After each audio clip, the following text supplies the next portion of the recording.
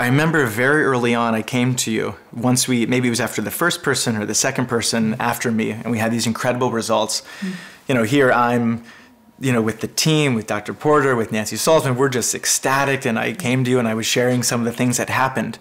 And I don't remember exactly how the conversation went, but I was super ecstatic about the possibilities and look what's happening. And the thing that you said in response, and I don't know if you remember this or correct me, but you said, the thing that I'm most concerned with is the hate that the other people with Tourette's are going to experience because of what we're doing.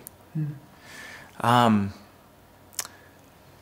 that was a big moment for me, because here, you know, we had just, you know, in front of our eyes, you know, with the work of what Nancy Salzman was able to do with these people, it's almost as if you're watching somebody for 10 years be in a wheelchair and then watch them walk, you know, in a matter of a day.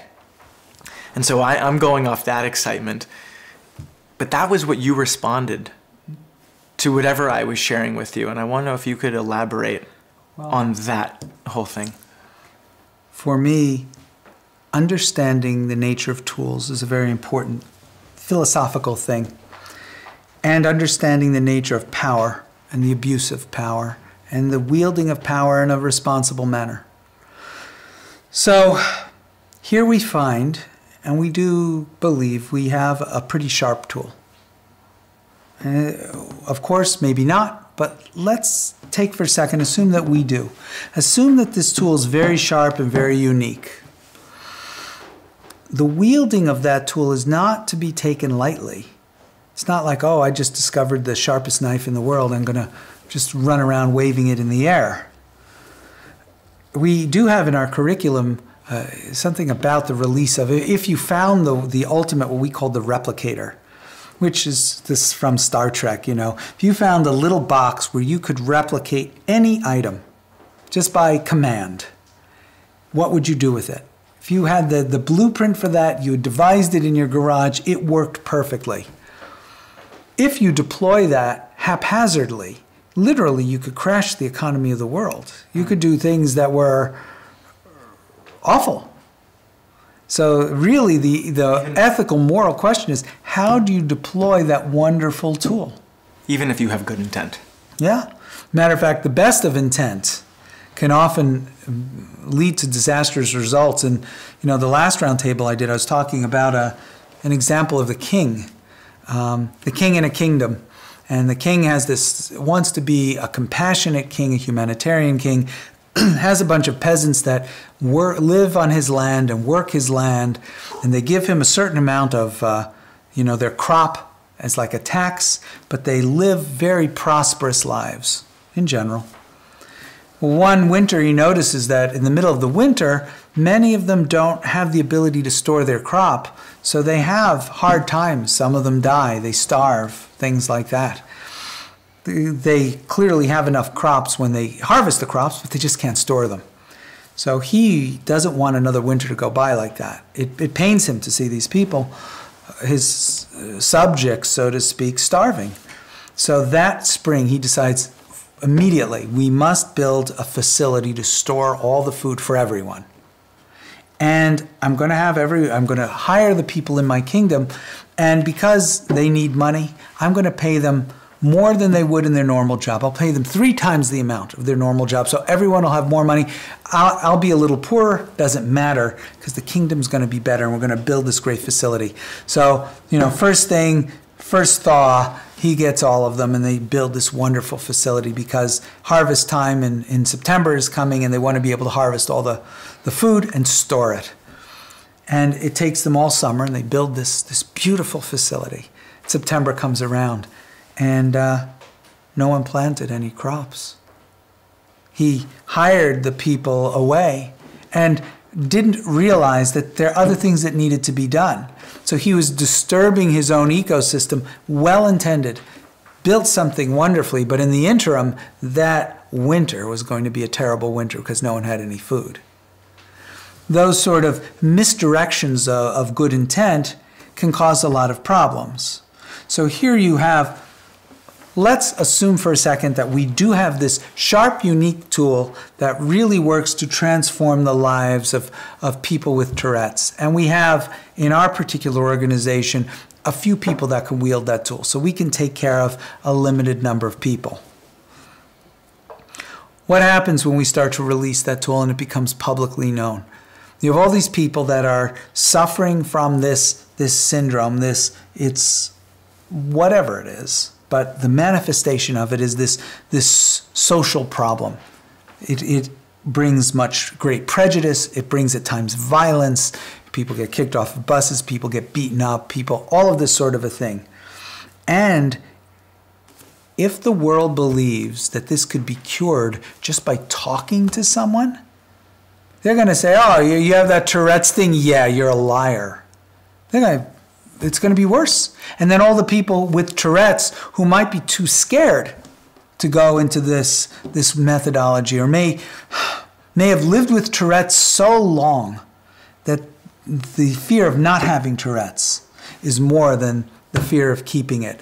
You know, even in some scriptures, in like ancient yogic scriptures, they talk about even people who've become highly self-aware and liberated. They're like a bird in a cage. You know, you have a bird that lives in a cage for 30 years, and when the door is finally thrown open, the bird is reluctant to leave. The security, the familiarity, the patterns of the cage. So even the liberated soul may have reluctance in, leaving the body or things like that. So here you have people who have dealt with Tourette's, families that have dealt with Tourette's, and some of them, when you have a child that undergoes all sorts of problems like that, I imagine it must be terrible to see your child tortured. And you must also worry if you're to blame. And a lot of people are in the blame model, where someone has to be to blame. And if somehow that disease or that condition that your child has is seen as being a fake condition because someone can talk it away, imagine what would happen to your child. Imagine how you would feel. Imagine how defensive, imagine how you might feel towards that treatment. Because this treatment isn't some profound operation, that it's literally, you sit down and you have conversations with people and it changes because our methodology is conversational in nature. That's scary what it could do, how it could just be a hate magnet for those that have this condition. We don't want that. We know well that that's a possibility. So how are we going to do this? How are we going to help those that we can help, assuming that we have this sharp tool that works? How can we help them? How can we deal with all the fear that people have because of all the prejudice that this condition has attracted? And not only with those that we help, but the ones that, for whatever reason, aren't coming along. Is that going to increase the prejudice to them? Because, yeah, we understand now your condition, you have Tourette's, you could just go and talk to someone and that'll go away. Why haven't you? Here you have someone who's been living with the condition and has deep fear and deep life patterns. And they want to get rid of the condition, but they're so scared, which happens. It's like, no matter how much you convince a little kid that jumping off the high diving board will be fine, they could still sit on the edge there and maybe never even jump off the high dive. They could see everyone else do it, but sometimes that fear is too much. So you have all these people that have this condition, and I imagine a good number of cases, the fear is just too much, and we're just going to hurt them if we don't do this respectfully. So are we saying that, no, they don't have a condition? Absolutely not. Are we saying that, oh, this could just be talked away? No, we have a very unique, specific methodology to do this. This isn't just a conversation. And people who undergo, on an ongoing basis, and we've had other conditions we've worked with, and we've had some pretty incredible success using these same tools, but outsiders who watch it happen don't get what's going on and they think it's just a conversation. It's not just a conversation.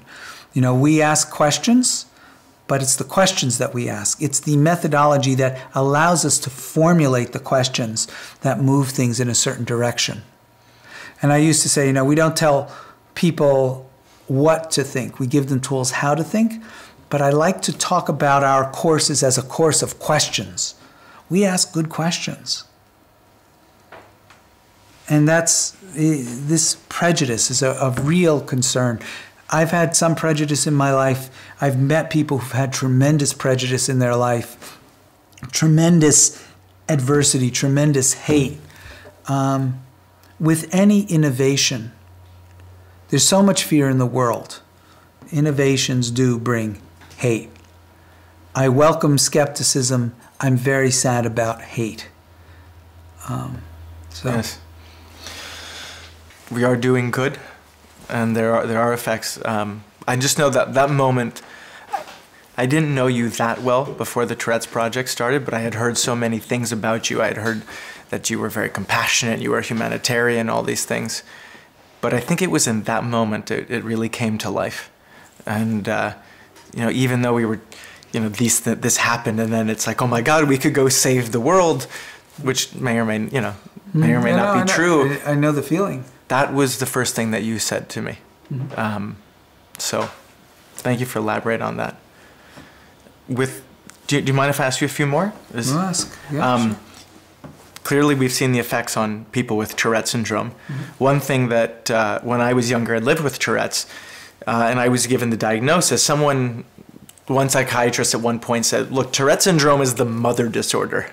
And then with Tourette syndrome, it's actually a sad thing. They call it a comorbid disorder, or comorbidity, meaning not only do you just have one monster to deal with, that you have many other things. It could be OCD, ADD, ADHD, social anxiety, many other things. If this is just hypothetical, but if you've seen these results and you have an understanding of what these tools can do with Tourette syndrome, what do you hypothesize is possible for other neurological disorders, psychiatric disorders, other things that are in that wheelhouse? Because I know we've also have seen results with OCD as well. I think that a lot of people could have much more happy, productive, prosperous lives with whatever neurology they have. Whether the manifestations of that neurology will be completely removed or not, I don't know. You know, I know that someone who is in the worst of circumstances, they're strapped down and being tortured to death. Some of them are in absolute suffering, and some of them, there's some very rare individuals who seem to be, you know, transcendent of the physical pain. There's the, I think it's a Gaelic saint or something like that, and the man, they have him apparently, and they're roasting him over fire. They have him like in between these two grids, and they're trying to get some confession or something from him, and they ask him, you know, so what do you have to say? And he says, this side's done, turn me over. You know, that sort of a thing. And although there's a defiance to that, it also illustrates the point, you know, for some people, and you have like I think in 1967 it was, where you had the monk sit down and they poured gasoline and he lit himself and burned for a principle. There are people who have that incredible joy over the circumstances of their neurology and their body. To develop a higher state of joy and a higher state of self-awareness, that's a great way to go. Even if someone has some incredibly rough neurology, they can't, and I don't know, you know, there are certainly physical things in the world that may not be able to be changed, at least in our lifetimes. But what I do believe is, with people, for many, many people, we can help them experience more joy. So this whole coterie of comorbid conditions or whatever, we have evidence that a lot of those conditions, those measurables, can go away. We also have evidence that even if those measurables can't go away, you know, the person that has no arms and no legs, we're not going to make that condition go away. It's other people's fields, regenerative medicine, all that sort of a thing. But with whatever they have, they'll be more joyful, I think. At least that's what our objective is. So I think we can work in many different fields. There are things where we seem to get consistent results. We haven't measured them as tightly as Tourette's, and it's not as specific a thing. But all of those things, although useful and practical, are secondary to people having a greater sense of joy. So, yeah, I think things like OCD, migraine headaches, even certain fertility things, maybe fatigue things, who knows, attention deficit disorder things, autism, who knows. We may have some positive effects on those things. But ideally, even if we don't have positive effects on the effects themselves, that the person experiences their life more deeply and with more joy. I do share that with people, whether it's someone with Tourette syndrome or someone of a related thing comes to me and says, hey, well, can you help me get rid of this? I say, look, I don't know if the course or the tools can ultimately help you get rid of the tics. And this is actually what I say to the participants, before they come. I say, even if your tics don't go down, we can help you change your experience of the tics, right, and your joy or just how you feel about yourself, which I think in the end, yes, is more important, ultimately.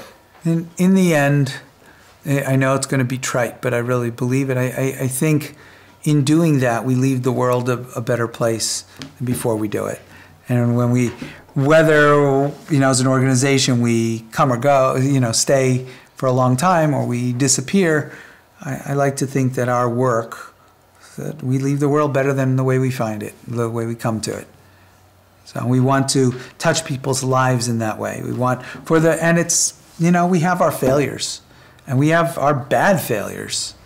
But for the most part, and with our anonymous surveys, it really seems to be a real preponderance of I am looking at it, the anonymous surveys, and looking at what they say they experience with our product anonymously, what we do.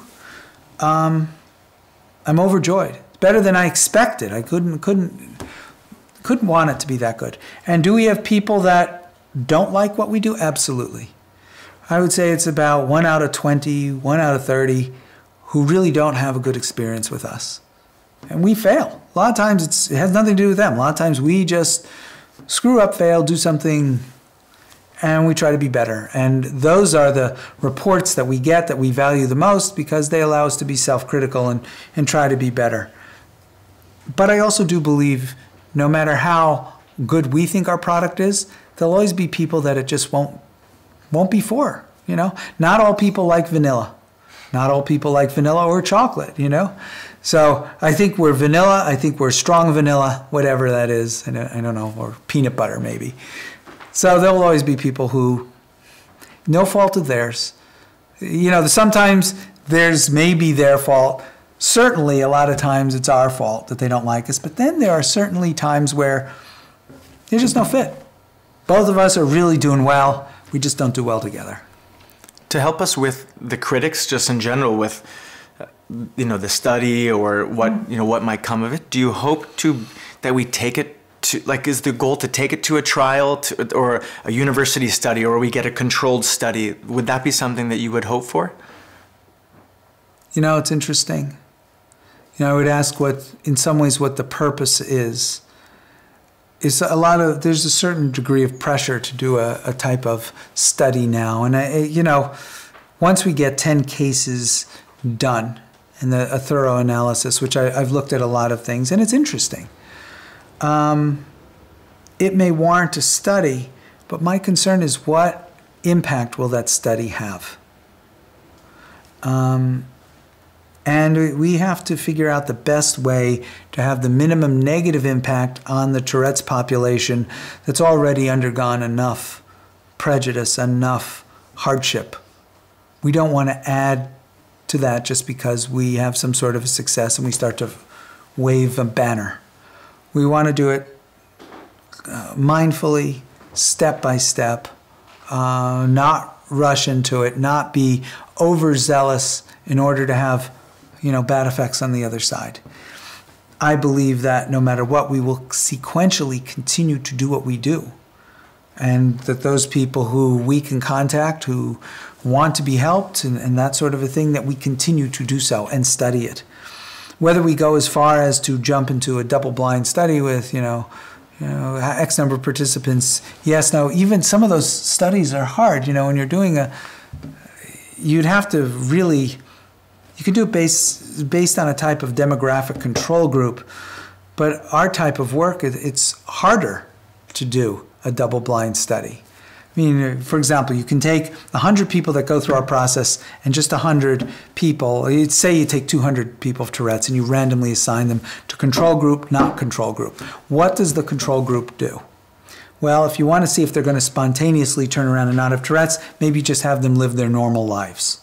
But that doesn't say much about how what we do does it. If we were to come up with substantial results that, okay, coming to our program compared to living, a normal life, Tourette's seems to go down, then the question is, well, let's compare it to going on a cruise ship.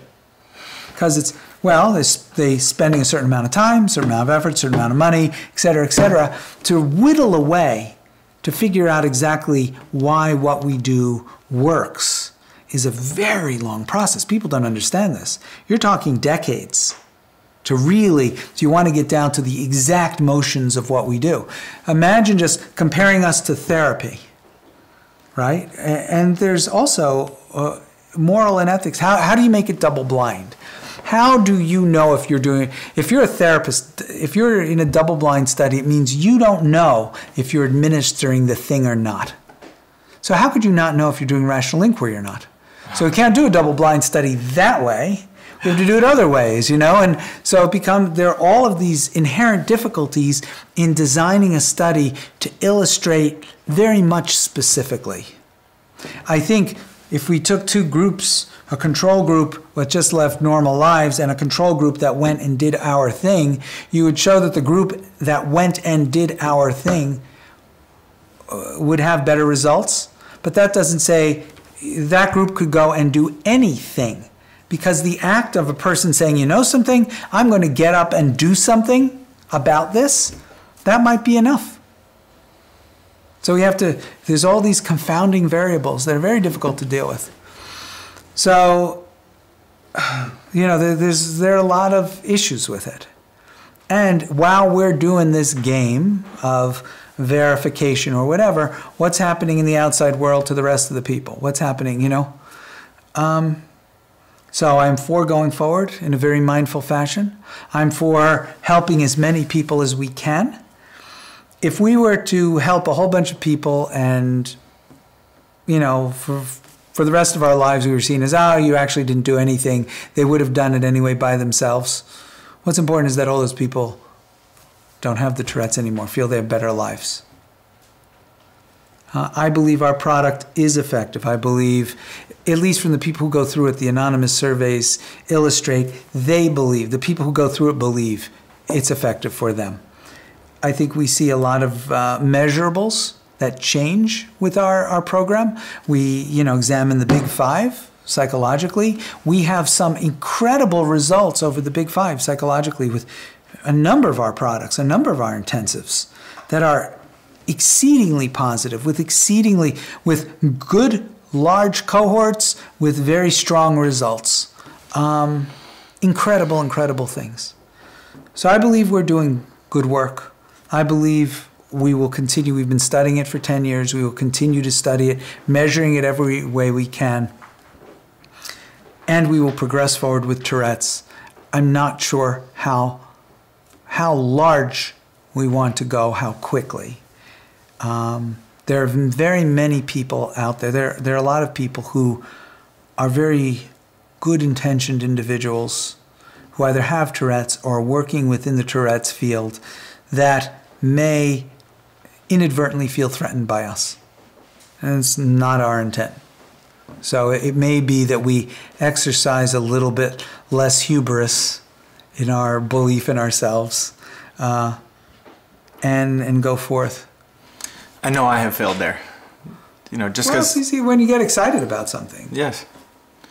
With respect to, trying to help people, we do have, Alessandro Molatare is a filmmaker who is documenting a lot of this process, and he's, I think, excited to, bring... We documented people...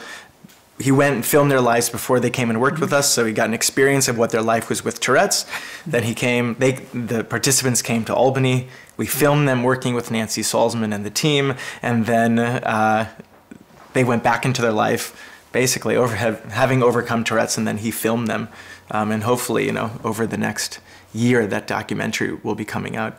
I'm just curious, what do you hope could come from that, or is there anything around that? I have mixed feelings about the documentary. I love the beauty of it. I love what it illustrates. I worry that people will misinterpret it as some sort of a miracle cure. It might be a really sharp tool that's unique, that may seem miraculous, but there's no miracle about it. It's not. I believe, if it is truly our tool and the sharpness of our tool and the uniqueness of our tool that is doing this, I think in some ways the uniqueness is what's giving unique results. But certainly, I don't want it to be interpreted the wrong way. But I also want people to have a deep, moving experience with that journey. Because it's a journey of people overcoming adversity. It's a journey of us overcoming adversity. Here we have not just in the Tourette study, but in Rainbow Cultural Gardens with children, we have results that go against what scientists say is true. That's always difficult. To real scientists, that's exciting. To other people, that's either scary or miraculous. Neither one of those things. It's the way science has always worked. And if you look at most science, within 50 years, it'll be shown to be wrong. With respect to Rainbow Cultural Gardens, there's all sorts of beliefs about the linguistic capabilities of children and their what they do, what they don't do, all of this thing. And we have we have no results that show that science is accurate, and expanded results in not 1, not 2, not 5, not 10, many more cases that show that the science is just not thinking about this quite right. But the interesting thing is, this is a child's ability to develop language, but that's not really what our focus is. That's not what our desire is. Again, it's an effect. Children having this type of linguistic development that they experience with us is an effect of focusing on the child having more joy, better experience of life, more self-reliance, more self-awareness. The Tourette's thing is a result of, focusing on you having a better life, more self-awareness, more joy. And that also is scary to people because they want to make us into the Tourette's program or the Rainbow program or this program. It's not. You might say we're more the Joy program or the, building of the human psyche program, to be self-reliant, to be moral, to be ethical, to have character that can be applied with the person's will.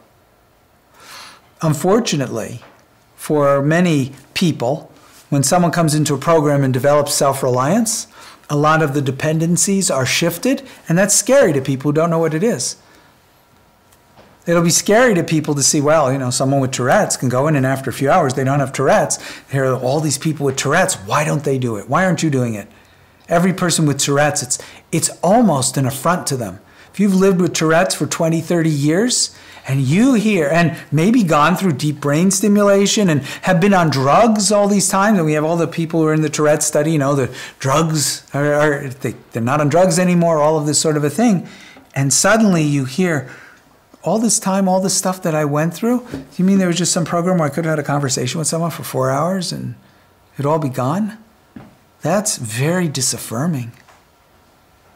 It's like I used to have a funny joke in my own head when I was a little kid. We would always go to my relative's house. And this was when I was, 2, 3, 4, 5, 6 years old. And I'd get in the back of a car and we'd go driving off. And 4 hours later, we'd be at my relative's house. And I used to make a joke that my parents were just pulling my leg. That actually, they were just driving around in a big circle. And if they really wanted to get there quickly, it's actually only 5 minutes away. But this whole circuitous loop. Well, when someone takes a long circuitous loop to get to a result that would have been much easier, not all people just say, well, that was a great journey and how much I learned from my 30 years of having Tourette's, and now it's changed in a conversation. This is all great. They feel totally disaffirmed. They feel that their identity has been threatened. And rightfully so. That's a normal human reaction. So we have to be mindful of that. We have to be compassionate about that. I know.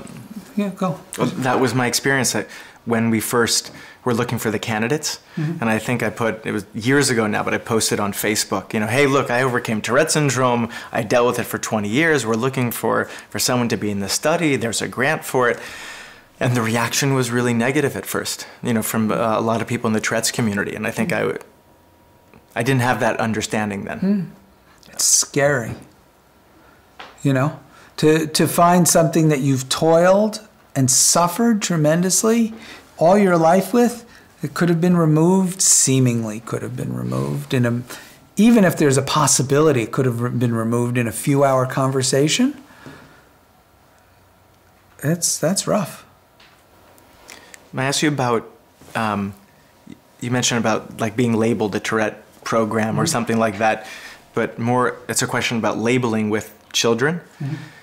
When I was a little kid, I had the tics when I was younger, and then when I was 9, I went to a doctor, and they said, you have Tourette's. Mm-hmm. And then that was the label that I got. As I got older and I started to understand more about how I was experiencing the Tourette's, I had this urge on the inside, then there was the tic, but when I was younger, that was all labeled as Tourette's, and it was just one thing. What is your... Labels are a system. And understand, labeling is a tool, and it has both benefits and downsides. The benefits of a label, it allows you to work with something. It allows you to categorize it and utilize the science based on those categories with that. The downside of the label is it becomes a limiting belief because no one is the label. Every label is approximate. Even the label that you are male. How do we define male? Okay, you have a Y chromosome. How do we define that? What about someone that is an XXY? Are they a male? What of, all this transgender stuff? What about someone, all of these questions. The definition of male at points seems really clear, but it actually is fuzzy edges. You can always find the fuzzy. You can always find the definitional issue. So labels are both a positive thing and a negative thing. They're a tool. They need to be used. You don't want to over-label someone. It's almost better to say, well, you have you're a very unique person.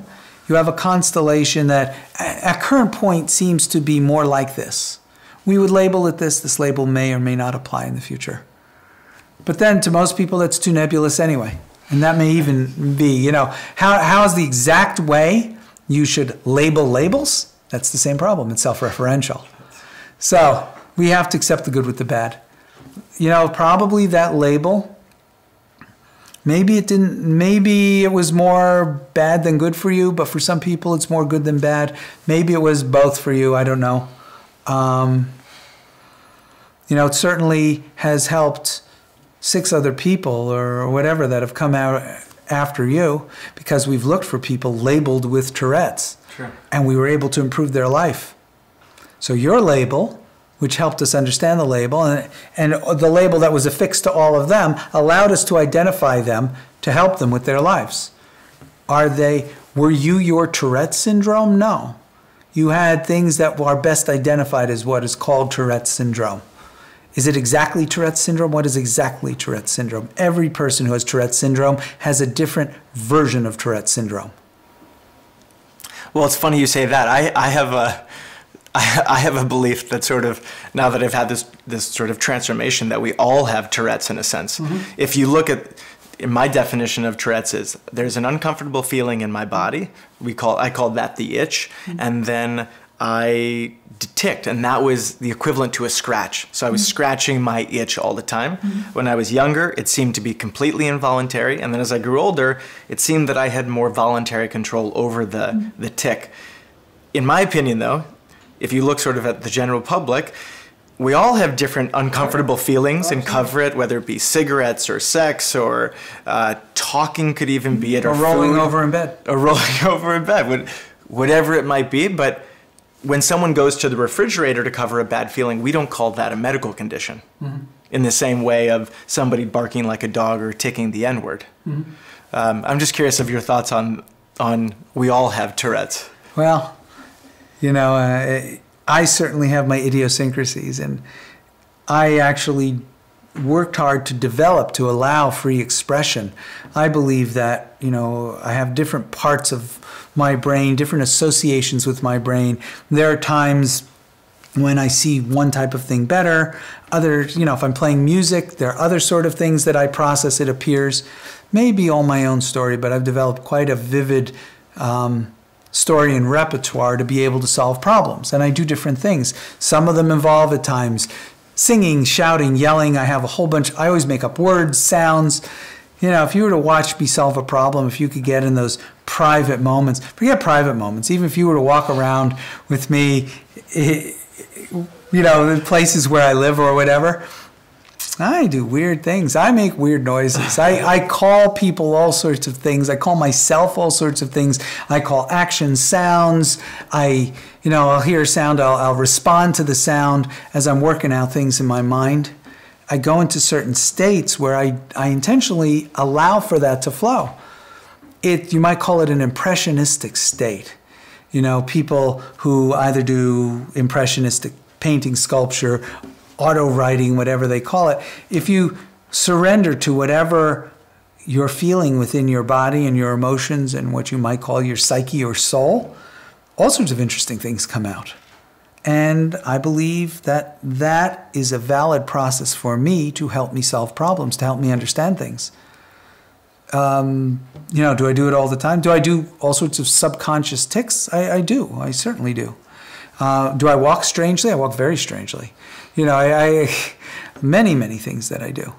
Well, people who crack their knuckles, is that a tic? They feel this thing. I had friends who used to really go into detailed cracking, then they do the sideways thing, and people would be going, ah, and then we go, you know, they say, oh, I can't. I feel like I have to crack it, otherwise it can't move. They feel that way.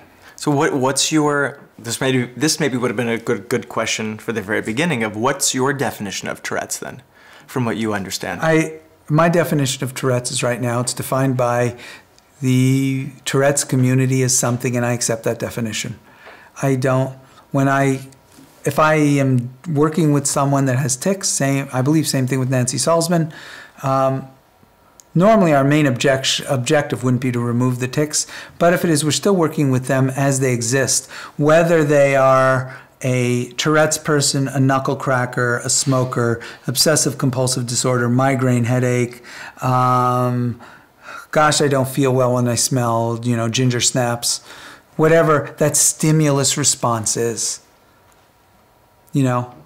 So we look at it that way. And some of those constellations of stimulus response, people label as Tourette's, the experts label as Tourette's. We're not experts in it. We just take that for, okay, you call that Tourette's. Someone comes to us and says, well, I want to remove tics, da, da, da. Okay, here's how we do it, stimulus response. Oh, I want to remove my smoking. Okay, here's how we do it, stimulus response. Same thing, broken record. Broken record. I think I just have one more question. If I can look at my stuff online about ESP, about you, and in the end she decided not to come. And this killed me for many reasons, but one, you know, here she was willing to believe articles online and was willing to potentially, again, I don't know if this is the route that she went, but she was willing to continue conversations to to maybe have her brain operated on, versus just even testing. Having a 4-hour conversation or whatever. Yes. Well, and I just want to know your thoughts. Well, the stuff that's online, there's a real positive to it and a negative to it. The real positive to it is if someone examines it, I'll say the negative first. The negative are the stuff that's said. The positive is if people examine the people saying it. We don't have yet what I consider strong critics. And in some ways that doesn't, in some ways I'd rather have rational critics. These are more, I don't think they're motivated by such good things. So, you know, here you have this cohort of people that are vocal against us, and these are people who have, some of them prison records, some of them even people who are in prison currently. You know, it's like, all right, who do you believe those? Or you have the people who've spoken positively about us, you know, people like even the Dalai Lama, and, you know, people who are heads of state, people who are royalty, people who are captains of industry, people who, billionaires and all sorts of people, major public figures.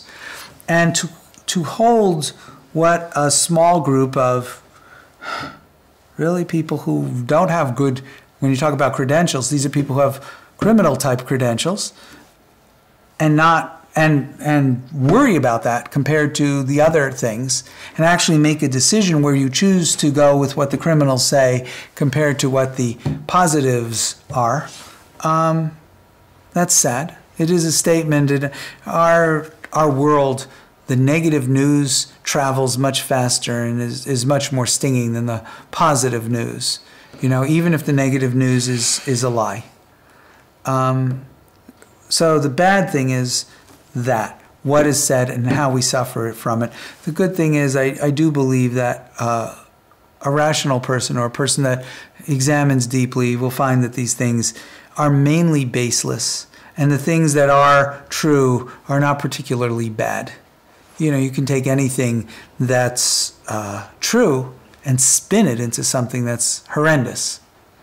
So it is very sad that this person may have been influenced that way. And it does bring up, and one of the things we talk about, speaking with honor. You know, when you go and you say something negative about someone in a public forum, it's really good if you understand what your effects are, negative or positive. And saying something negative can be very harmful to other people. And a lot of people who are, you know, you have skeptics and you have cynics, and I define them. I say a skeptic is someone who seeks to turn magic into science, and I'm one of them. A cynic is someone who seeks to turn good to bad. So whenever they hear something good, they're looking to say the bad. I don't listen to cynics so much. I listen to skeptics. And right now we have a lot of cynics, not so many skeptics. Thank you for elaborating on that. And just a personal thank you. I mean, because of what you've done over your life, what you've dedicated to studying, what you've developed with Nancy Solzman, I have a very different life because of what you've done. And, you know, thank you from, you know, just from the bottom of my heart for everything. You're welcome. You know, it's interesting. I think I'm an odd person who's developed an odd set of tools that are unique and work well. And yeah, accepting my oddness is part of it, of being a friend. You know, I'm glad that we have the friendship that we do, and we play volleyball together. And sometimes I'm not that great, so none of us are. We just enjoy throwing ourselves on the floor. Sure. So, well, thank you so much for doing this. Yes, and thank you for taking the time.